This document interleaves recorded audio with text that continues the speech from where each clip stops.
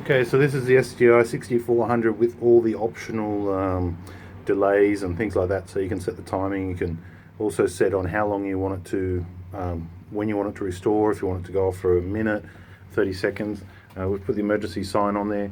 So basically, when I turn the key, when I turn this little key on the back, they're all the same key as well. You can purchase them from our website.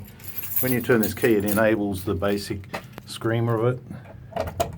So I can turn it off and it blinks.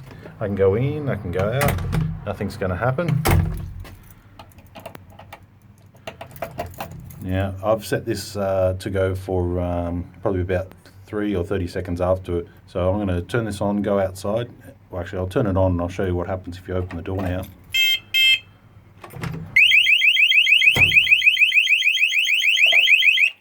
So that will go on for 30 seconds. So you can see the red light and all the rest. I'm going to set it and I'm going to run outside. But that's basically the STI emergency door. And I'll show you what it looks like. It's mounted up top of the reed switch.